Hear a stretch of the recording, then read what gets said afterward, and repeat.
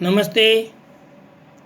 मैं doctor professor Sushil Kumar Sharma, Jyoti Vidyapeeth women's university Jaipur, faculty of Ayurveda science, BMS second year, रसशास्त्र एवं भेषज कल्पना विषय। इस विषय में मैं आपको अभी धातुओं के बारे में बता रहा हूँ। स्वर्ण, रजत, ताम्र के बारे में बता चुका हूँ। अभी लौह धातु का वर्णन चल रहा है। पिछले अध्याय में मैंने आपको लौह धातु के बारे में बताया है।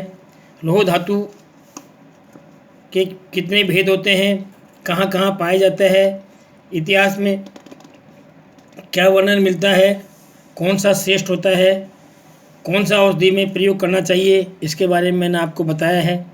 अब आगे मैं आपको लौह के बारे में लौह के जो दोष हैं उन दोषों के बारे में बताने जा रहा हूँ कि लौह को बिना शुद्ध किए अगर लेते हैं तो क्या क्या दोष उत्पन्न हो सकते हैं। इसलिए लौह को शोधित करने के बाद ही प्रयोग करना चाहिए।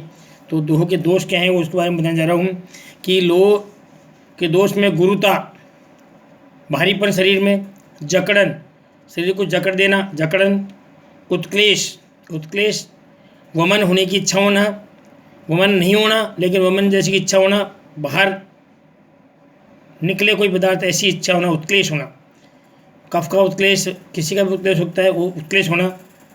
ग्लानि,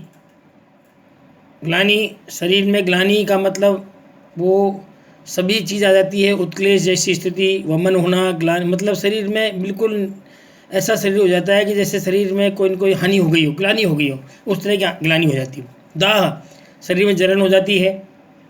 अस्मरी और शरीर से दुर्गंध निकलना। अस्मरी मतलब शरीर में, अस्मरी का मतलब स्टोन बन जाता है अशुद्ध लौह के सेवन से। शरीर से दुर्गंध आना शुरू हो जाता है, शरीर में दुर्गंध आती है शरीर से। लोहे में ये 7 दोष होते हैं, कहे गए हैं, जो अशुद्ध लोहे के सेवन से व्यक्ति में उत्पन्न होते हैं। इसलिए लोहे को शोधन करने के बाद ही इसका प्रयोग करना चाहिए। शोधन की आवश्यकता, इसलिए लोहे की शोधन की आवश्यकता है क्योंकि ये 7 दोषों को उसमें निराकरण करना पड़ता है। अशुद्ध लोहे के से निर्मित भस्म का सेवन अहितकर है। इससे आयु, अशुद्ध लोहे का सेवन भस्म करोगे तो क्या होगा, इससे आयु, बल तथा कांति का नाश होता है। सेवन से हृदय में पीड़ा होती है तथा शरीर में शिथिल होकर शरीर बिल्कुल शिथिल हो जाता है। शरीर बिल्कुल शिथिल हो जाएगा, शिथिल होकर के अनेक रोग उत्पन्न हो जाते हैं। अतः शोधन उपरांत ही लोहे की भस्म बनानी चाहिए। शोधन करो पहले, फिर भस्म बनाओ, फिर प्रयोग करो, ये इसमें कहा गया है। वातव्य व्याधि, इसके अलावा वातव्य व्याधि हो जाती है, अपस्मार हो जाता है, शोथ है, कुष्ठ है, मधुमेह है, राजयक्ष्मा है तथा मृत्यु को प्राप्त कर सकता है। ये सब हानि इससे अशुद्ध लोहे के सेवन से शास्त्रों में बताई गई है। अब है ग्राह्य श्रेष्ठ लोहा कौन सा होता है, मतलब औषधि बनाने के लिए किस प्रकार के उत्तम लोहे का अपन ग्रहण करें, उसके क्या गुण होने चाहिए। तो शास्त्रों में उसको बताया गया है कि कौन सा लोहा औषधि के लिए लेना चाहिए। उसके बारे में कहा गया है कि शान आदि चढ़ाने से प्राप्त तीक्ष्ण लोहे को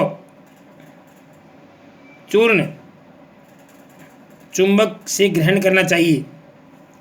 मतलब चुंबक से लोहे को ग्रहण करना चाहिए। जो चुंबक लोहे को ग्रहण कर ले उस लोहे को ग्रहण करना चाहिए। जो शस्त्र निर्माण करने वाले लोह कार से प्राप्त किया जा सकता है। शस्त्र निर्माण करते हैं, वहाँ से टुकड़े टुकड़े बन के बारीक बारीक टुकड़े बन जाते हैं, वहाँ से प्राप्त किया जा सकता है। पुराना टूटा शस्त्र, तलवार का टुकड़ा भी रस कार्य के लिए उत्तम माना जाता है। तीक्ष्ण लोहे के फलक को रेतवा कर, उसका मतलब तीक्ष्ण लोहे का टुकड़ा हो, उसको रेतवा मतलब उसको रेत करके खुर्च करके उसका चूर्ण बना लें और शोधन हेतु लें। जिन कारखानों में तलवार, चाकू, बंदूक की नाल आदि बनाए जाते हैं, वहाँ से तीक्ष्ण लोहे का चूर्ण प्राप्त कर सकते हैं। शोधन के लिए वो भी औषधि के लिए पर्याप्त होता है, अच्छा होता है, वहाँ से आप ले सकते हैं। लोह चूर्ण न मिलने पर मान लो लोह चूर्ण नहीं मिल रहा है आपको इन कारखानों में, कहीं भी चुंबक से प्राप्त चूर्ण नहीं प्राप्त होगा, तो आपको नहीं मिलने पर तीक्ष्ण लोह को पिटवा कर, तीक्ष्ण लोह को आघात करके, पिटवा का मतलब आघात करके उसके कंटक सूक्ष्म कंटक भेदी पत्र बनाकर शोधन हेतु प्रयोग करना चाहिए। मतलब अगर आपको कहीं चूर्ण रूप में उपलब्ध नहीं हो लोहा, तो तीक्ष्ण लोहे को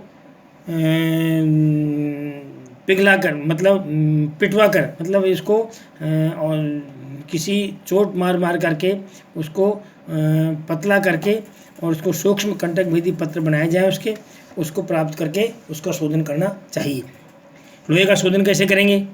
सामान्य शोधन तो वही विधि है सभी धातुओं की, गवामूत्रम तक्रम, उससे ही, ठीक है।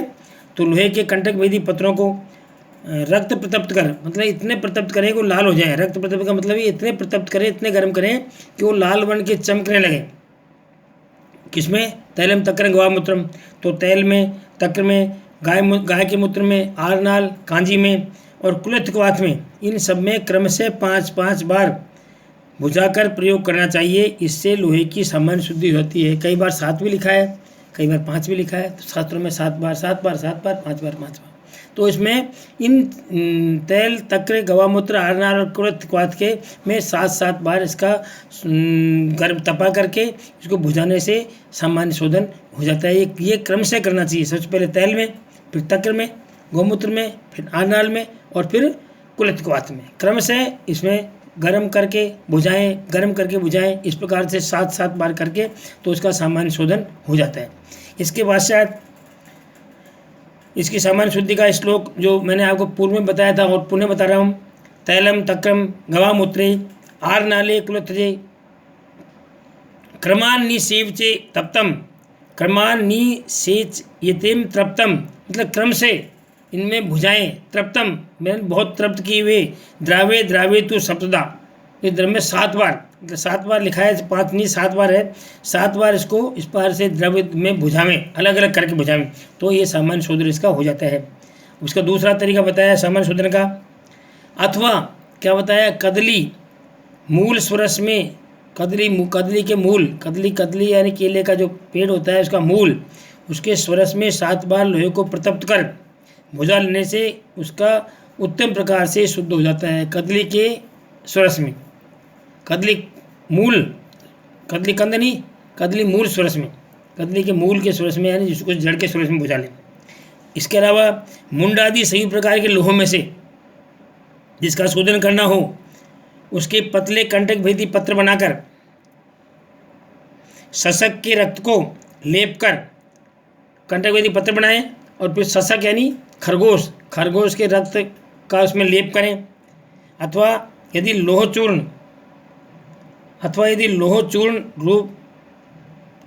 रूप का हो, लोह चूर्ण मिल जाए तो शशक रक्त की भावना देकर तीव्र अग्नि में तथा देने से लोहे की सभी दोष नष्ट हो जाते हैं। इस प्रक्रिया को 3 बार करना चाहिए। ये इस प्रकार विधि बताइए। अब इसका शोधन हो जाता है। इससे लोह का विशेष शोधन बताया, इसमें सामान्य शोधन के तरीके हो गए, ठीक है। इसके बाद में इसका विशेष शोधन में है 16 पल विशेष शोधन लोहे का। 16 पल त्रिफला को 8 गुने, 16 पल मात्रा बताइए, 16 पल त्रिफला को 8 गुने जल में पकाकर चतुर्थांश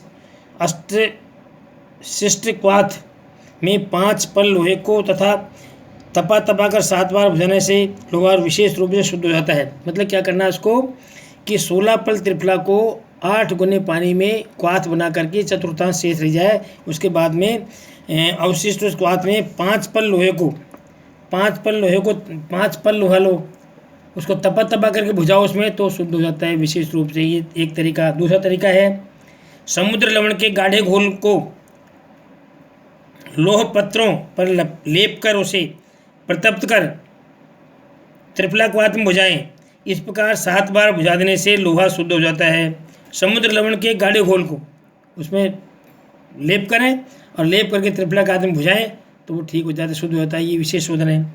तीसरा है इसी तरह इमली पत्र स्वरस, इमली के पत्र का स्वरस अथवा क्वाथ अथवा त्रिफला क्वाथ, कोई सा भी हो, इमली पत्र का स्पर्श हो अथवा क्वाथ हो अथवा त्रिफला क्वाथ हो को गोमूत्र में पकाकर, इसको गोमूत्र में पकावें। चतुर्थांश अवशिष्ट क्वाथ में अनेक बार अथवा 7 बार तपा कर बुझाने से लोहा सभी दोषों से मुक्त हो जाता है, यानी शुद्ध हो जाता है। इस प्रकार से 3 विधि आपको विशेष शोधन की बताई गई है। सामान्य शोधन के बाद में इसका इस प्रकार करें। व्यवहार में इस प्रकार शोधित लोह पत्रों को एक मिट्टी के घड़े में डालकर उसमें संपूर्ण लोह अच्छी तरह भीग जाए, अथवा उतना गोमूत्र डाल दें तथा घड़े में के मुख को एक सकोरे से ढककर धूप में रख दें। गोमूत्र के सूख जाने पर गोमूत्र और डाल दें। इस प्रकार 1 मास गोमूत्र, 1 मास त्रिफला क्वाथ, 1 मास तक कुमारी सुरेश के क्वाथ में रखें। ऐसा करने से लोहा पत्र चूर्ण सदृश हो जाता है, जिसे अच्छी प्रकार मर्दन कर कपड़े से छानकर भस्म निर्माण हेतु प्रयोग में लावें। ये भी शोधन का एक तरीका है। मतलब अलग अलग तरीके से 1 मास तक पहले गोमूत्र में, इसके बाद में इसको त्रिफला क्वाथ में, और इसके बाद में कुमारी स्वरस यानी घृत कुमारी गंवार के पाठे की स्वरस, इसमें रख करके 1 मास रखें तो वो लोहे के जो कंटक विधि पत्र में चूर्ण की भांति हो जाते हैं, और उसका उस प्रकार करके वो शुद्ध मारण करने के लिए शुद्ध हो जाता है। विशेष शोधन की तरीके हैं इसमें ये बताए जाते हैं। इस प्रकार से ये हो जाता है। तो इस प्रकार से लोहे के विशेष शोधन को आपको बता दिया गया है। इस विशेष शोधन को आप ध्यान में रखें, पढ़ें और याद करें। अब इसके बाद में है लोहे का मारण। विशेष शोधन के बाद में इसकी मारण का मतलब इसकी भस्म कैसे बनाई जाती है, इस विधि के बारे में आपको बताने जा रहा हूँ कि मारण कैसे करें। मारण की विधि में शुद्ध लोहे, मतलब लोहे का शुद्ध होने के बाद सामान्य शोधन और विशेष शोधन करने के बाद वो शुद्ध लोहा हुआ, उसको कपड़छान चूर्ण को दिन भर गोमूत्र में मर्दन कर, एक दिन पूरे दिन गोमूत्र में मर्दन करें और टिकिया बना लें, सुखा लें, सराव संपुट कर लें, बनाकर गजपुट की अग्नि में पाक करें उसको। ठीक है। इस प्रकार गोमूत्र में 3 बार, इसी प्रकार त्रिफला क्वाथ में 3 बार, कुमारी सुरस में 3 बार, पुनर्वार सुरस में 3 बार मर्दन कर गजपुट में पाक करें। 13वें पुट में लोह चूर्ण का 12वां भाग शुद्ध हिंगुल मिलाकर अर्क क्षीर का भावना देकर, अर्क क्षीर यानी आंकड़े के दूध की भावना देकर अर्ध गज फुट की अग्नि में पाक करें। इस प्रकार से 2 पुट दें। इस प्रकार 15 पुट देने पे लोहे की उत्तम भस्म बन जाती है। ये शास्त्रों में कहा गया है। 15 या तो जब पुट तो ज़्यादा लगते हैं, लेकिन 15 पुट में इस प्रकार बन जाती है। तो अलग अलग प्रकार से इनको अलग अलग 3-3 पुट दें, अलग अलग बताई विधि से। तो इस प्रकार से ये एक प्रकार की मारण की आपको बताई है। तो पहली तो इसमें किस में दें, गोमूत्र में, दूसरी त्रिफला क्वाथ में, तीसरी कुमारी सुरस में, फिर पुनर्वार सुरस में। इस प्रकार 3-3 बार मर्दन करके टिकिया बनाएं और पुट दें। इसके बाद फिर क्या करें, अर्क क्षीर की भावना दे करके पुनः इसको अर्धगज पुट करें। इस प्रकार से 2 पुट दें। इस प्रकार से कुल मिला के 15 पुट देने से इसकी भस्म बन जाती है, ऐसा शास्त्रों में उल्लेख किया गया है। दूसरा तरीका बताया भस्म बनाने का, त्रिफला को अष्टगुण गोमूत्र डालकर, त्रिफला है उसका अष्टगुण गोमूत्र डालें, चतुर्थांश अष्ट अवशिष्ट क्वाथ बनावें, चौथा रजा बना लें उसका। अब इस क्वाथ में शुद्ध कपड़छान चूर्ण लोहे का 21 दिनों तक मर्दन करें, 21 दिन तक मर्दन करें उसमें क्वाथ में ही। तत्पश्चात इस चूर्ण को सराव संपुट में बंद कर घसपुट में अग्नि से पाक करें। दूसरे दिन पुनः उसी गोमूत्र निर्मित क्वाथ, त्रिफला क्वाथ की दिन भर भावना देकर रात्रि में पुट दें। इस प्रकार 21 पुट दें। इस विधि से लोहे की उत्तम भस्म तैयार हो जाती है। ये 21 पुट देने से इसकी भस्म तैयार हो जाती है, ऐसा लिखा है। आगे तीसरी विधि बताई है, तीक्ष्ण लोहे को अनेक प्रकार तृप्त कर जल में भुजाकर सूक्ष्म चूर्ण बना लें। अब इसमें समान भाग शुद्ध पारद और शुद्ध गंधक मिलाकर अच्छी प्रकार से घोटकर सराव संपूर्ण में बंद कर गजपुट में पाक करें। पुनः समान भाग पारद गंधक की गजरी मिलाकर पुट दें। इस प्रकार 20 पुट देने से, इस प्रकार 20 पुट दें तो इस प्रकार 20 पुट देने से इसकी सुंदर सौम्य भस्म का निर्माण हो जाता है। इस प्रकार से आपको क्रमशः 1, 2, 3 इस प्रकार की विधि बताई गई है। इन विधियों के द्वारा आप इसका पुट दें, पाक करें और इस प्रकार इसको ढंग से इसका पाक करें। अब इसको अगले अन्य विधि में आपको अगले चैप्टर में बताऊँगा। धन्यवाद, नमस्कार।